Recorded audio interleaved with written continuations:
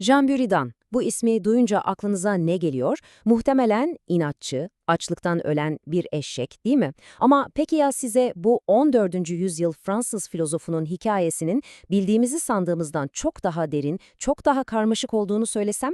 Gelin bu bölümde Buridan efsanesinin arkasındaki gerçekleri birlikte aralayalım. Haydi o zaman konuya girelim.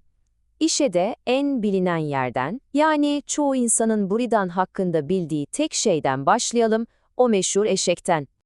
İşte paradoksun tam kalbindeki o kışkırtıcı soru bu. Düşünsenize, kusursuz mantık açlığa yol açabilir mi? Sadece ama sadece akılla ve mantıkla hareket eden bir canlı, en temel dürtüsünü, yani hayatta kalma içgüdüsünü bastırabilir mi? Bu düşünce deneyi işte tam da bunu sorgulatıyor. Karar anında aklımızla içgüdülerimiz nasıl bir savaşa giriyor? Peki, nedir bu Burida'nın eşeği?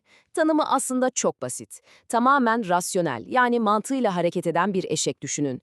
Bu eşek, iki tane birbirinin tıpatıp aynısı saman yığınının tam ortasına konuluyor. İkisi de aynı uzaklıkta, ikisi de aynı büyüklükte, ikisi de aynı derecede çekici.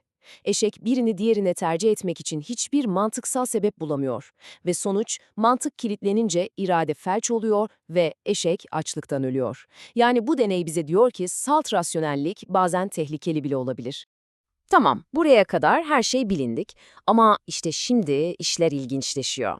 Çünkü bu meşhur paradoksun kökenini biraz deşmeye başladığımızda hikayenin aslında hiç de göründüğü gibi olmadığını fark ediyoruz. Adeta bir efsane avına çıkıyoruz şimdi. Ve ilk sürprizle karşılaşıyoruz. Bu paradoks Burida'nın kendi yazılarında yok.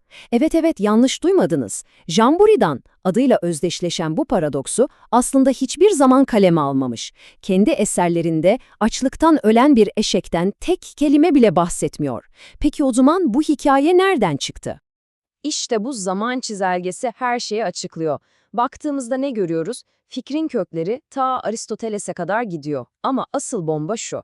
14. yüzyılda Burida'nın eleştirmenleri onun özgür iradeyle ilgili görüşleriyle dalga geçmek için bu eşek örneğini kullanıyorlar. Yani Burida'nın iki seçenek tamamen eşitse irade daha iyi olanı seçemez ve kararı askıya alır gibi bir düşüncesi var. İşte rakipleri de bu düşünceyi alıp onu bir karikatüre çeviriyorlar. Anlayacağınız bu onun bir teorisi değil, ona karşı kullanılan bir silah. Peki eşek efsanesini bir kenara bırakalım artık. Şimdi gelelim Jean Burida'nın felsefeye yaptığı asıl devasa katkıya, yani onun gerçek mirasına. Burida'nın asıl başyapıtı o meşhur eşek hikayesi falan değil. Onun en büyük eseri felsefe için yazılmış bir nevi nasıl yapılır rehberi. Summulae di Dialectica. Bu kitap öyle kuru kuruya bir teori kitabı da değil. Daha çok öğrencilere ve düşünürlere sağlam argümanlar nasıl kurulur, safsatalar nasıl çürütülür, bunları öğreten pratik bir alet çantası gibi.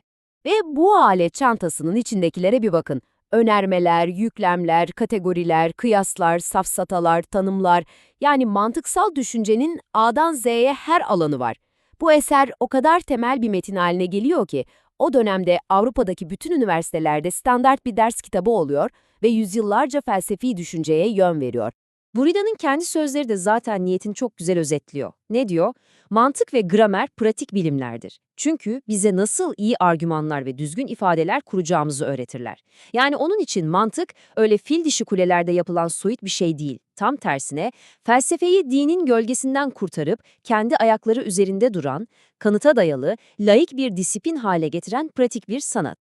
Gelelim Burida'nın meşhur olduğu ikinci büyük konuya, hareket problemine, yani fırlatılan cisimlerin hareketine dair teorisine.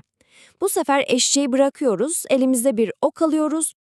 O zamana kadar yüzyıllardır Aristoteles'in dediği kabul ediliyordu. Neydi o? Bir ok uçuyorsa sebebi arkasındaki havanın onu sürekli itmesidir. Kulağa mantıklı gelebilir ama Buridan devrimci bir fikirle çıktı geldi, impetus. Ona göre hayır, hareketin sebebi dışarıdaki hava değil, hareketin sebebi yayın oka aktardığı ve okun kendi içinde taşıdığı bir kuvvet. Bakın bu çok önemli çünkü bu fikir modern fizikteki momentum kavramının ilk tohumları sayılır. Ama durun, hikayede bir sürprizimiz daha var.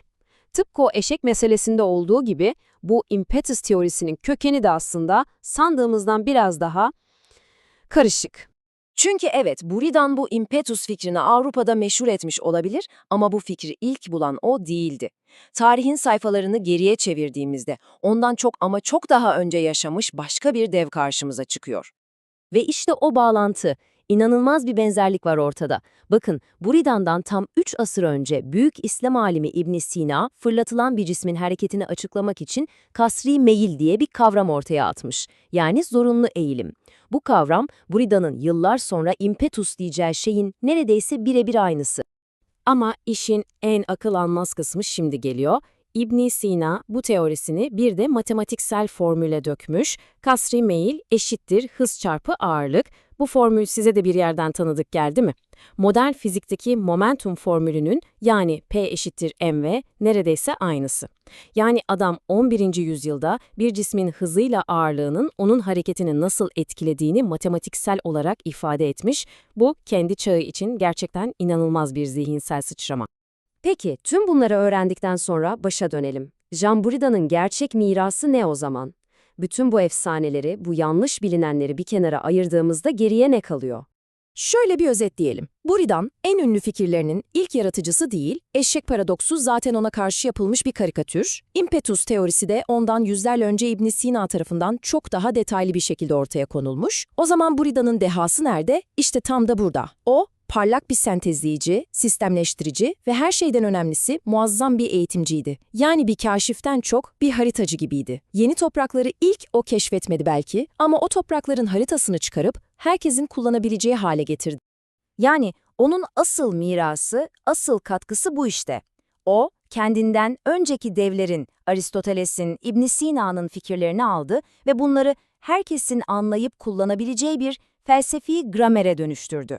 Bu gramer sayesinde bu güçlü fikirler yüzyıllar boyunca erişilebilir ve etkili oldu. Avrupa düşünce dünyasının temelini atan ortak bir mantık dili yarattı.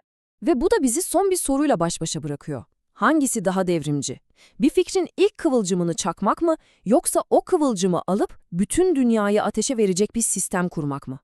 Buridan belki o ilk kıvılcımı çakan kişi değildi ama o kıvılcımı alıp nesiller boyu yol gösterecek bir meşaleye dönüştüren kişiydi.